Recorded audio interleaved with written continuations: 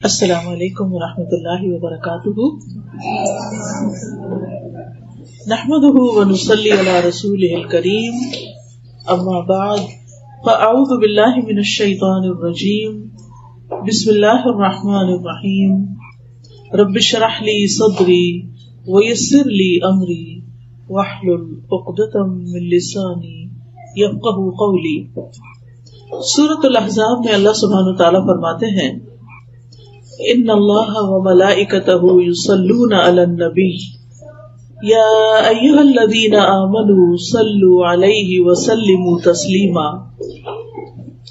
بے شک اللہ اور اس کے فرشتے نبی پر صلاۃ بھیجتے ہیں، درود بھیجتے ہیں۔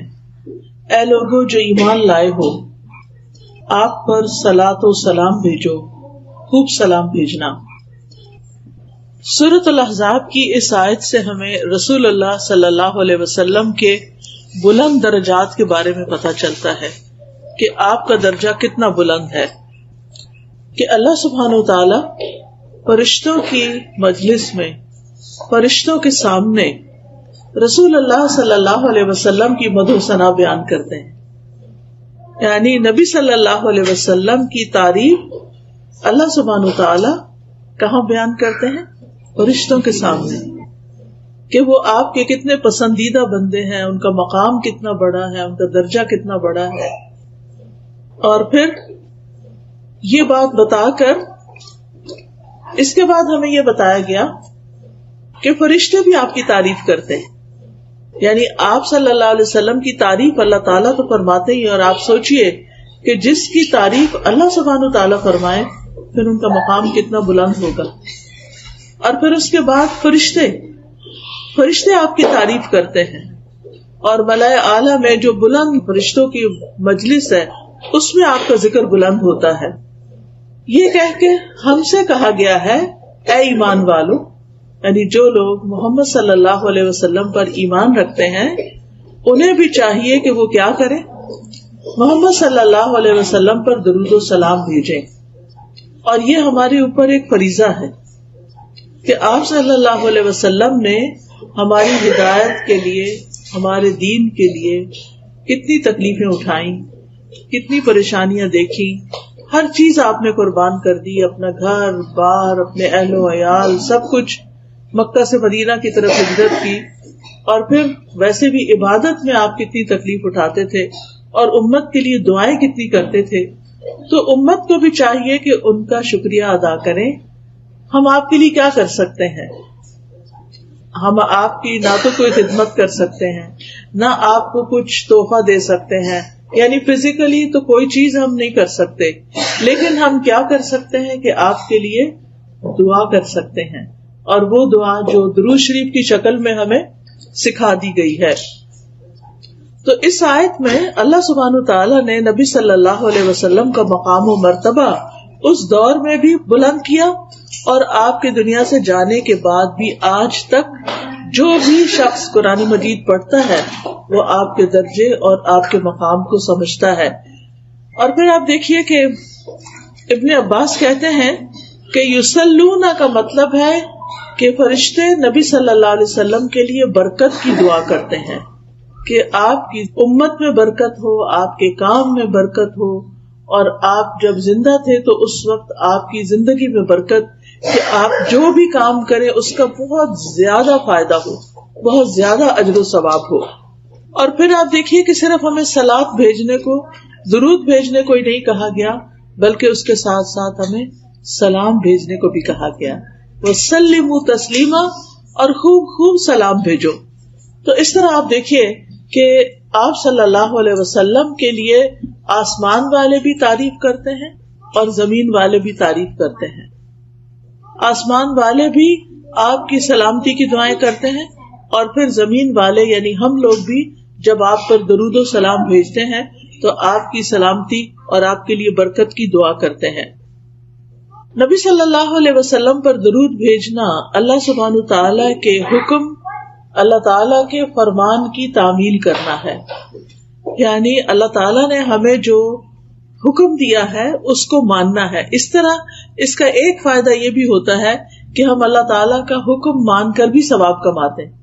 درود پڑھ کر تو ثواب کماتے ہی ہیں, لیکن اللہ سبحانہ تعالیٰ کی بات بھی مانتے ہیں. پھر یہاں یا ایھا الذین آمنوا کہا گیا, یعنی یہ ایمان والوں کی ایک امتیازی شان ہے. یعنی ایمان والوں کے کرنے کے جو کام ہیں ان میں سے ایک اہم کام ہے. اور اس طرح ہم آپ صلی اللہ علیہ وسلم کو ایک آنر بھی دیتے ہیں, ان کی عزت کرتے ہیں, ان کا ادب کرتے ہیں, ان کا مقام بلند کرتے ہیں, اور الٹیمیٹلی خود اپنے لیے ثواب اور ریوارڈ کماتے ہیں. کتنا ثواب؟ حدیث میں آتا ہے رسول اللہ صلی اللہ علیہ وسلم نے فرمایا, جو شخص ایک بار مجھ پر درود بھیجے گا اللہ تعالیٰ اس پر 10 بار رحمتیں نازل کرے گا. یعنی ویسے تو یہ کہ اللہ کی رحمت حاصل کرنے کے اور بھی کام ہیں, لیکن یہ سب سے آسان اور سب سے بہترین کام ہے کہ جب بھی ہم چاہیں کہ اللہ تعالیٰ ہم پر اپنی رحمت نازل کرے تو ہم کیا کرنا شروع کر دیں؟ درود پڑھنا شروع کر دیں, تو اللہ سبحانہ تعالیٰ کی رحمتیں آنا شروع ہو جائیں گی. ہم میں سے کون ہے جس کو اللہ سبحانہ تعالیٰ کی رحمت نہیں چاہیے؟ ہم میں سے ہر ایک اس رحمت کا محتاج ہے اور اس کا منتظر ہے. نہ صرف یہ کہ رحمت نازل ہوتی ہے بلکہ اس کے ساتھ ساتھ گناہ بھی معاف ہوتے ہیں, نیکیوں میں اضافہ ہوتا ہے. ایک اور روایت سے پتہ چلتا ہے کہ جو شخص ایک مرتبہ درود بھیجتا ہے اس پر 10 رحمتیں آتی ہیں, اس کے 10 گناہ معاف ہوتے ہیں اور اس کے 10 درجے بلند ہوتے ہیں. یعنی درجے بلند ہونے کا مطلب کیا ہے کہ وہ اللہ تعالیٰ کے قریب ہوتا جاتا ہے, جنت کے قریب ہوتا جاتا ہے. اور پھر جنت میں بھی آپ کو معلوم ہے کہ درجے ہیں, سب لوگ ایک لیول پر نہیں ہوں گے. جن کے درجے اونچے ہوں گے ان کا مقام بہت بلند ہوگا اور وہ بہت زیادہ اور بھی زیادہ شان والے ہوں گے. جیسے آپ دیکھتے ہیں کہ دنیا میں بھی سب لوگوں کے درجے ایک جتنے نہیں ہوتے, کوئی کسی لیول پہ ہے, کوئی کسی پہ. خود خاندانوں میں, رشتہ داروں میں ہر ایک کا سٹیٹس الگ الگ ہے. لیکن جو شخص درود پڑھتا ہے اور جو جتنا زیادہ درود پڑھتا ہے اس کا سٹیٹس اللہ کی نگاہ میں اتنا ہی بلند ہوتا چلا جاتا ہے. اور اسی طرح ایک اور روایت میں بھی آتا ہے کہ نبی صلی اللہ علیہ وسلم نے فرمایا, جو شخص میری امت میں مجھ پر اخلاص کے ساتھ دل سے ایک درود پڑے گا.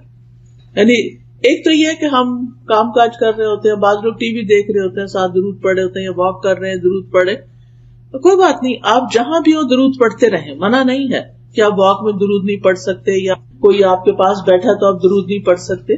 اس کے لیے ہمیں نماز کی طرح شرائط نہیں رکھی گئی. نماز میں تو یہ ہوتا ہے نا کہ پھر آپ کو وضو کرنا ہوتا ہے, پھر آپ اپنا لباس پراپر رکھتے ہیں, پھر آپ قبلے کی طرف منہ کرتے ہیں, پھر آپ کو کسی سے بات نہیں کرنی, آپ کچھ کھا نہیں سکتے, آپ بول نہیں سکتے, آپ سو نہیں سکتے, آپ ہل جل نہیں کر سکتے. نماز کی تو یہ ساری شرائط ہیں, وہ تو ہمیں نماز کے لیے پوری کرنی ہے. لیکن درود کے لیے ایسی کوئی شرط نہیں ہے. ہم لیٹ کے بھی درود شریف پڑھ سکتے ہیں, ہم کھڑے بھی پڑھ سکتے ہیں, ہم واک کرتے ہوئے پڑھ سکتے ہیں, ہم کھانا بناتے ہوئے پڑھ سکتے ہیں, ہم لوگوں کی مجلس میں بھی بیٹھ کر درود شریف پڑھ سکتے ہیں, ہم بازار میں ہیں, شاپنگ کر رہے ہیں, اس وقت بھی ہم دل میں درود شریف پڑھ سکتے ہیں. تو اس لیے جو شخص اخلاص کے ساتھ, دل کے ساتھ درود پڑھے گا تو اللہ تعالیٰ اس پہ 10 رحمتیں بھیجے گا, 10 درجے بلند ہوں گے, 10 نیکیاں لکھی جائیں گی, 10 گناہ معاف ہوں گے. یہ 4 فائدے بتائے گئے ہیں ایک مرتبہ درود پڑھنے کے. پھر اسی طرح ایک اور روایت میں آتا ہے, رسول اللہ صلی اللہ علیہ وسلم نے فرمایا, جو شخص مجھ پر درود پڑھے تو جب تک وہ مجھ پہ درود پڑھتا ہے فرشتے اس کے لیے دعا کرتے رہتے ہیں. یعنی آپ نبی صلی اللہ علیہ وسلم کے لیے دعا کریں اور فرشتے آپ کے لیے دعا کرتے رہیں گے. ایک شخص نے عرض کیا, اللہ کے رسول صلی اللہ علیہ وسلم, کیا میں اپنی دعا کا 1/3 حصہ درود نہ کر لوں؟ تو آپ نے فرمایا کہ ہاں, اگر تم چاہو تو ایسا کر سکتے ہو. اس نے کہا اگر 2/3؟ آپ نے فرمایا ہاں, اگر تم چاہو. اس نے کہا اگر میں ساری دعا درود ہی کو بنا لوں؟ تو آپ نے فرمایا پھر تو یہ تمہارے لیے, اللہ تمہارے دنیا اور آخرت کے سب غم ہم کے لیے کافی ہو جائے گا. یعنی اگر آپ کو بعض اوقات انسان کی سچویشن اتنی ٹینس ہوتی ہے کہ اس کو دعا بھی نہیں سمجھ آتی مجھے کیا مانگنا چاہیے اس وقت. یعنی بعض اوقات ہمارے کوئی عزیز پیارے زندگی اور موت کی کشمکش میں ہوتے ہیں, ہمیں سمجھ نہیں آتی ہم ان کے لیے کیا دعا کریں. ہم ان کے لیے زندگی کی دعا کریں, یہ زندگی تو ان کے لیے بہت تکلیف دہ ہے.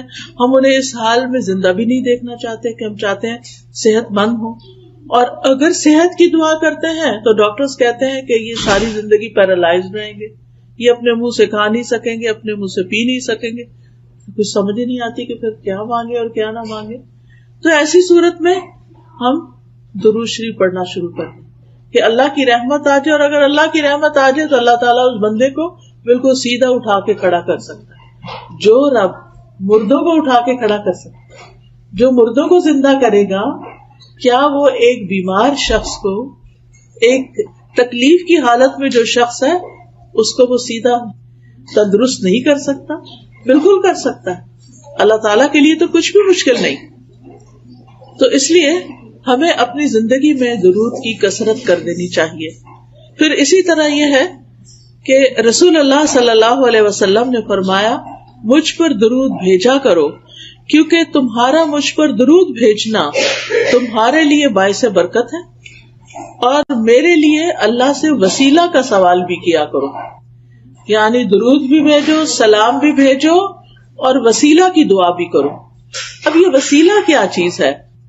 جنت میں ایک مقام ہے جو سب سے زیادہ خوبصورت ہے, یعنی پوری جنت سے زیادہ خوبصورت ہے, اور وہ مقام صرف ایک شخص کو ملے گا, صرف ایک کو وہ ملے گا, کسی اور کو وہ نہیں ملے گا.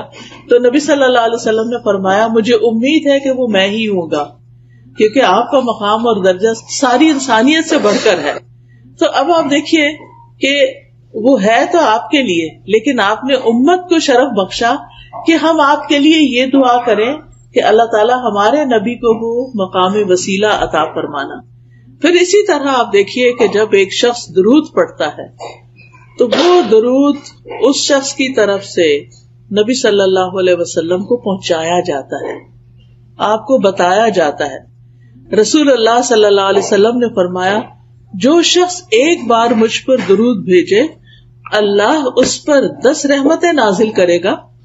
اس پر ایک فرشتہ مقرر ہے جو مجھ تک پہنچاتا رہتا ہے. یعنی ہم اپنے گھر میں بیٹھ کے پڑھیں, بعض اوقات ہم سوچتے ہیں نا کوئی مدینہ جائے, کوئی روزے پہ جائے اور ہمارا سلام لے کر جائے, تو بات یہ ہے کہ وہاں جا کر کوئی پہنچائے, یا آپ یہاں اپنے گھر میں بیٹھے ہوئے درود پڑھ رہے ہیں, یہاں پڑھ رہے ہیں, اور اللہ تعالیٰ کی طرف سے فرشتہ مقرر ہے, وہ آپ کا درود وہاں تک لے جائے گا, پہنچا دے گا. یعنی بعض اوقات ہم انسانوں کی منت کرتے ہیں, اور انسان کیا وہ وہاں جاتے ہیں وہ بھول ہی جاتے ہیں کہ مجھے کس کس نے کیا کہا تھا, اور ہمیں کوئی ایسا طریقہ بھی نہیں ملتا کہ ہم سے کہا گیا ہو کہ کوئی لے کے جائے اور پہنچائے.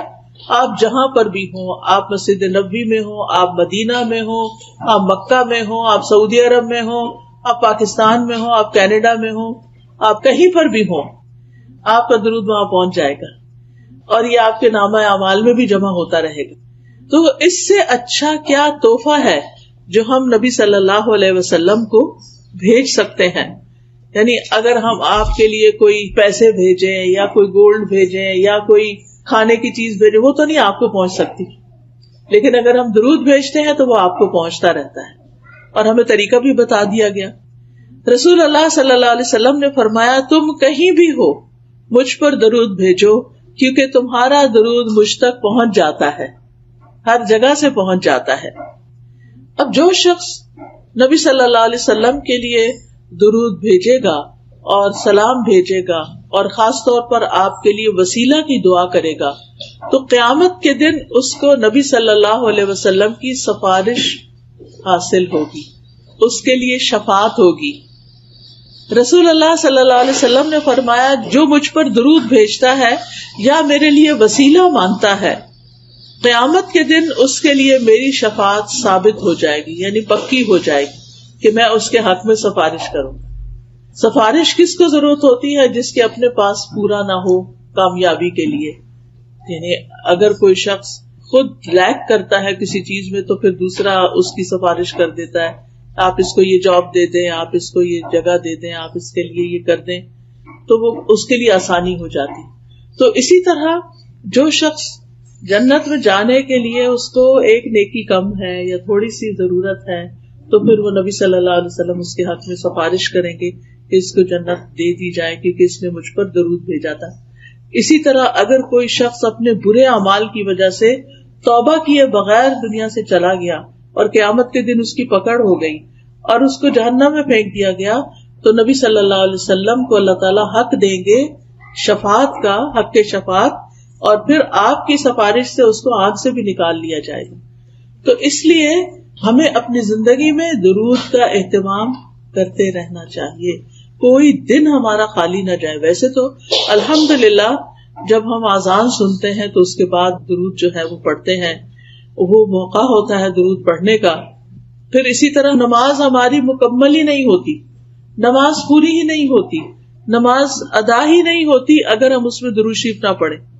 مثلاً اگر کسی کا اتحیات پڑھتے ہوئے اتحیات پر وضو ٹوٹ گیا اور اس نے درود نہیں پڑھا تو اس کو نماز لوٹانی ہوگی کیونکہ اس کی نماز نہیں ہوئی.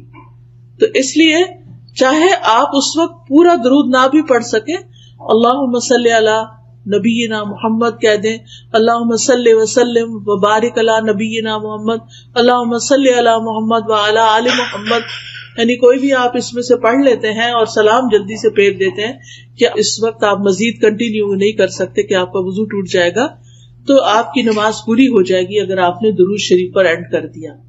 تو اس سے بھی آپ اندازہ لگائیں کہ کتنا ضروری ہے. پھر آپ دیکھیے کہ جو شخص صبح کے وقت فجر کی نماز سے لے کر سورج نکلنے سے پہلے 10 دفعہ درود شریف پڑھتا ہے تو اس کے لیے بھی آپ کی شفاعت ہے. اور کتنی رحمتیں، ایک دفعہ پڑھنے پر 10 رحمتیں، تو 10 دفعہ پڑھنے پر کتنی ہوں گی؟ 100 رحمتیں ہو جائیں گی. یعنی صبح ہی صبح اپنا دن شروع کرنے سے پہلے آپ 100 رحمتیں سمیٹ لیتے ہیں. پھر اسی طرح نبی صلی اللہ علیہ وسلم پر جب تک درود نہ پڑھا جائے دعا روک لی جاتی. یعنی کچھ دعائیں ایسی ہیں کہ جن میں ہمیں پہلے درود شریف پڑھنا ہی ہوتا ہے اور پھر اس کے بعد دعا مانگی جائے تو درود شریف اس دعا کو اوپر لے جانے کا سبب بنتا ہے. پھر اسی طرح آپ صلی اللہ علیہ وسلم نے فرمایا، بخیل ہے وہ شخص، سٹنجی ہے وہ شخص کہ جس کے سامنے میرا ذکر کیا جائے اور وہ مجھ پر درود نہ پڑھے. درود پڑھنا جو ہے یہ جنت میں لے جانے والا کام ہے، اور جو درود نہیں پڑھتا وہ جنت میں جانے کا راستہ کھو دیتا ہے. حضرت حسین بن علی رضی اللہ عنہ امام حسین سے مروی ہے کہ رسول اللہ صلی اللہ علیہ وسلم نے فرمایا، جس کے پاس میرا ذکر کیا گیا یعنی میرا نام لیا گیا اور وہ مجھ پر درود پڑھنا بھول گیا، اس نے پڑھا ہی نہیں، صلی اللہ علیہ وسلم نہیں کہا. ہونا تو یہ چاہیے نا، جب بھی آپ کا نام لیا جائے تو دل ہی دل میں یا ہلکی سی آواز سے صلی اللہ علیہ وسلم پڑھ لیا جائے. اور جو نہیں پڑھتا، اسے دھیان سے نہ سنا اور نہ پڑھا، وہ جنت کے راستے سے بھٹک گیا. یعنی جو راستہ جنت کی طرف لے جانے والا تھا اس نے وہ چھوڑ دیا، وہ کہیں اور ہی چل پڑا. یعنی اس سے بھی اس کی امپورٹنس کا پتہ چلتا ہے. پھر اسی طرح ایک دفعہ نبی صلی اللہ علیہ وسلم مسجد نبوی میں تشریف لے گئے تو آپ ممبر کی سیڑھیوں پہ چڑھ رہے تھے. 3 سیڑھیاں تھی، ہر دفعہ آپ نے آمین کہا. دوسری سیڑھی پہ قدم رکھا، آمین کہا. تیسری پہ قدم رکھا تو آمین کہا. صحابہ نے پوچھا کہ ہمیں کوئی دعا تو سنائی نہیں دی گئی، آپ نے کس پہ آمین کہا؟ تو آپ نے فرمایا کہ میں جب پہلی سیڑھی پر قدم رکھ رہا تھا تو جبریل میرے پاس آئے اور جبریل نے آ کر مجھ سے کہا کہ جس نے رمضان کا مہینہ پایا اور پھر اس کی بخشش نہ ہو سکی تو اللہ تعالیٰ اس کو اپنی رحمت سے دور کر دے. تو میں نے کہا آمین. دعا جبریل مانگ رہے ہیں، آمین محمد صلی اللہ علیہ وسلم کہہ رہے ہیں. پھر فرمایا، جس نے اپنے والدین یا دونوں میں سے کسی ایک کو پایا اور آگ میں داخل ہو گیا، اس کو بھی اللہ اپنی رحمت سے دور کرے. کیا مطلب ہے اس کا؟ کہ جس نے اپنے والدین کو بڑھاپے میں پایا یا ویسے والدین اس کے پاس آئے اور اس نے ان کی خدمت نہ کی، ان کا خیال نہیں رکھا اور ان کو خوش نہیں کیا، تو پھر کیا ہے؟ اللہ اس کو اپنی رحمت سے دور کر دے. اللہ کے حق کے بعد سب سے پہلا حق والدین کا حق ہوتا ہے. بھلے انہوں نے زندگی میں ہمارے ساتھ کوئی زیادتی کی ہو، کیونکہ کچھ بچوں کو اپنے ماں باپ سے بہت شکایت ہوتی ہے، اور خاص طور پر جب بچے چھوٹے ہوتے ہیں تو اس وقت تو ان کو خواہ کی شکایتیں ہوتی ہیں، اور بعض اوقات وہ سمجھتے ہیں کہ ماں باپ کو تو کچھ پتا ہی نہیں ہے. ہم زیادہ علامہ فلسفی بن گئے ہیں 4 جماعتیں پڑھ کے، اور ماں باپ تو بس یہ تو دیسی ہیں، پیچھے سے آئے ہیں، ان کو نہیں پتا کہ یہاں کیا ہوتا ہے.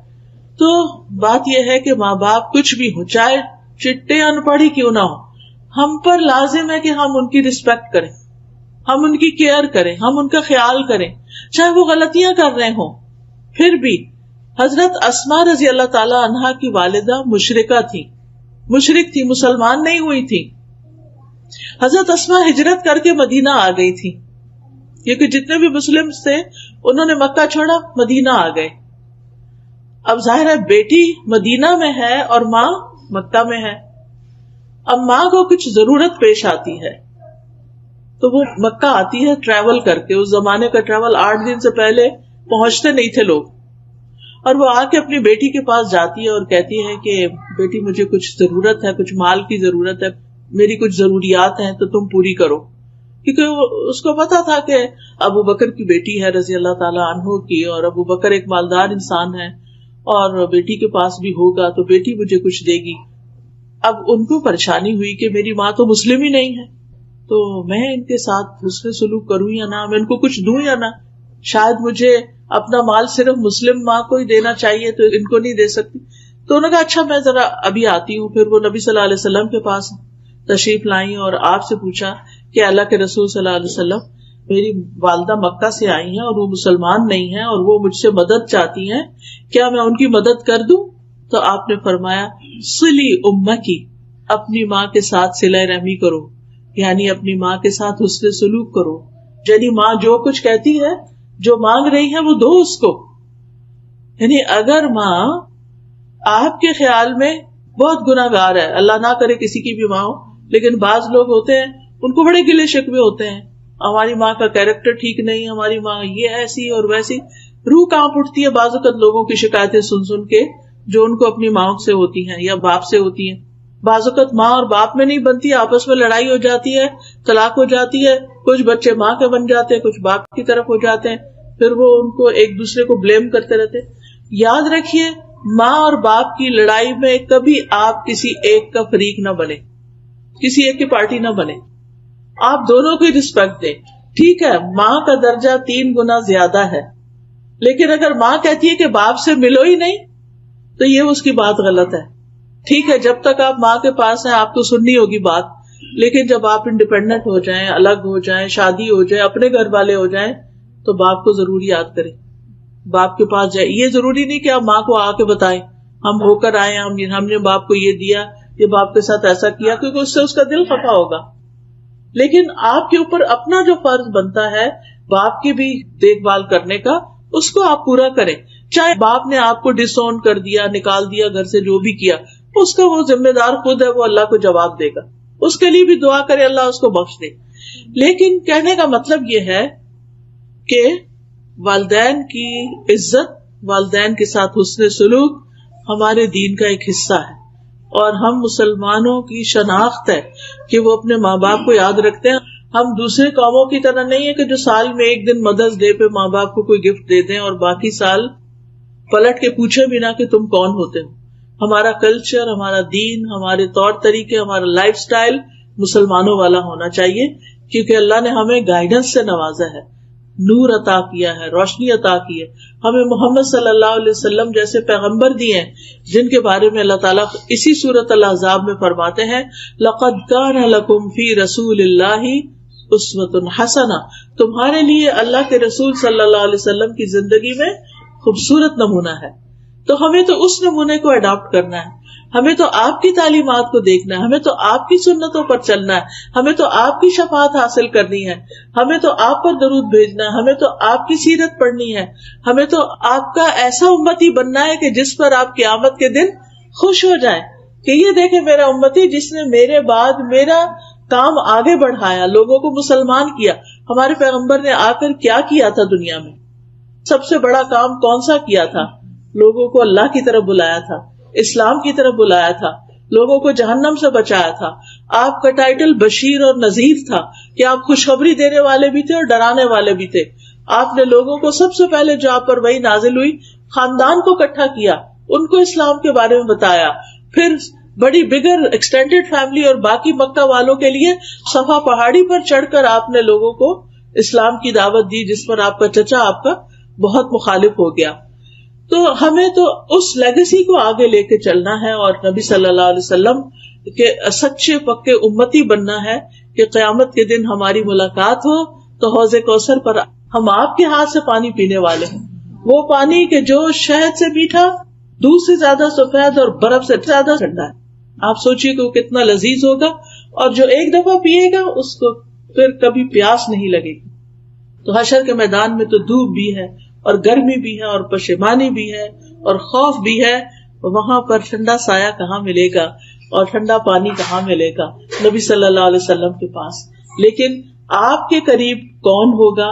آپ نے فرمایا جس کے اخلاق بہت اچھے ہوں گے اور جس کے اندر عاجزی اور انکساری ہوگی. آپ نے کہا کہ قیامت کے دن تم میں سے سب سے زیادہ جو لوگ میرے قریب ہوں گے وہ ہوں گے کہ جن کے اخلاق اچھے ہوں گے، اور الموتئون اکنافہم، جن کے کندھے جھکے ہوں گے. مطلب یہ نہیں کہ ایسے اڑا کے چلے، مطلب یہ ہے کہ جن کے اندر عاجزی ہوگی. آپ دیکھیں کہ جب آپ کسی کو توجہ دیتے ہیں تو ایسے اپنے کندھے ہلکے سے جھکا لیتے ہیں. جب آپ کسی سے پیار لیتے ہیں یا آپ کسی کے ساتھ ملتے ہیں تو آپ اس کے طرف جھک جاتے ہیں، تو آپ کے کندھے آگے کو ہو جاتے ہیں. آپ کسی کی بات سنتے ہیں تو آپ اس کی طرف متوجہ ہوتے ہیں تو کندھے جھک جاتے ہیں.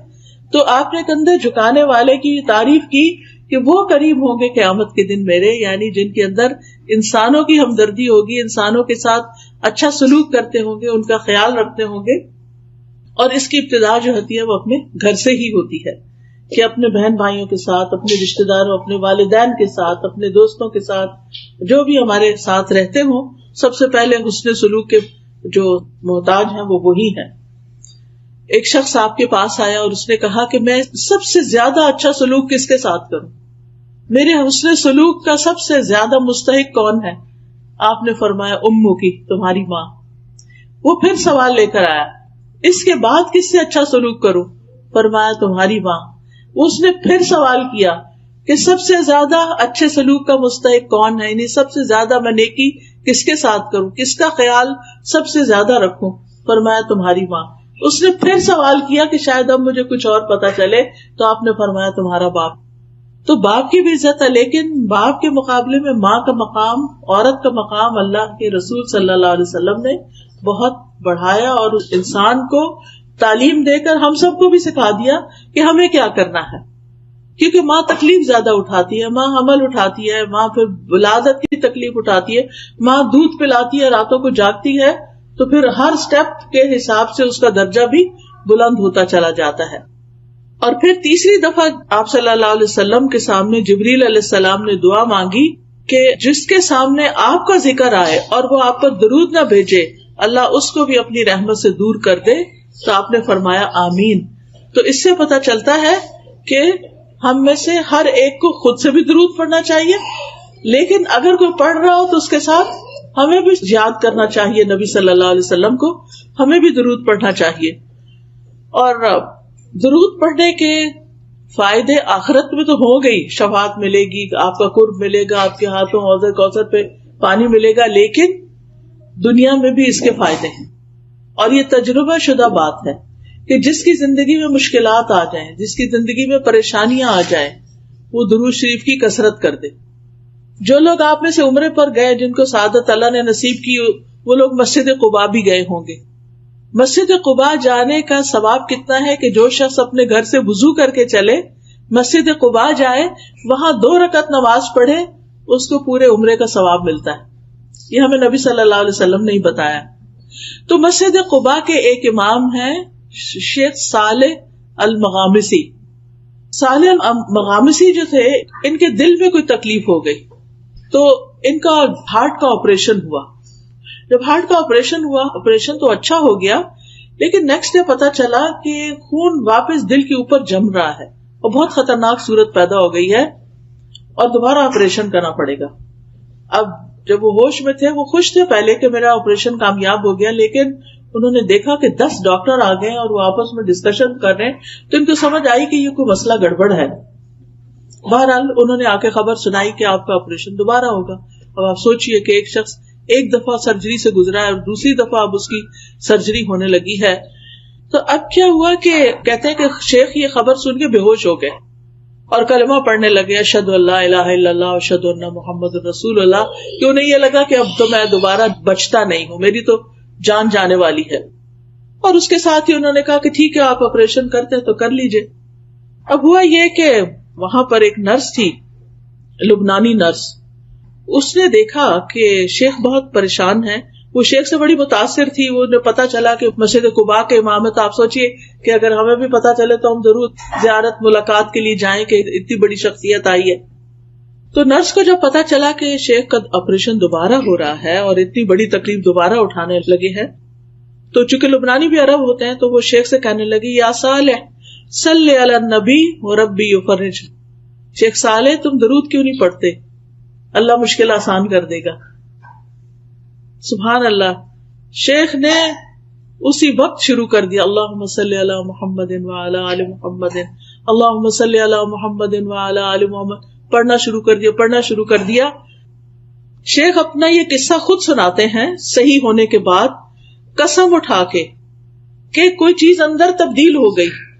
یہ درود پڑھ رہے تھے اور کوئی چیز اندر تبدیل ہو گئی, اور جو میرے آپریشن کے لیے سارا تیاری کر کے رکھی ہوئی تھی وہ دھری کی دھری رہ گئی. یعنی کہ اینڈ میں دوبارہ انہوں نے جب ہارٹ کو سکین کیا ہوگا یا جو بھی اللہ جانے کیا, جب انہوں نے الٹرا ساؤنڈ کی اسکرین دیکھی تو حیران ہو گئے کہ یہ تو سب کچھ ٹھیک ہو گیا ہے, سب تبدیل ہو گیا اندر, تب ضرورت نہیں رہی. اور شیخ اس وقت پھر رونا شروع ہو گئے کہ یہ درود شریف کی برکت سے ہوا. تو آپ دیکھیے کہ یہ کسی عام انسان کا قصہ نہیں ہے. شیخ ہیں جو خود لوگوں کو ہر وقت تعلیم دیتے ہیں. ان کے اتنے بے شمار لیکچر ہیں.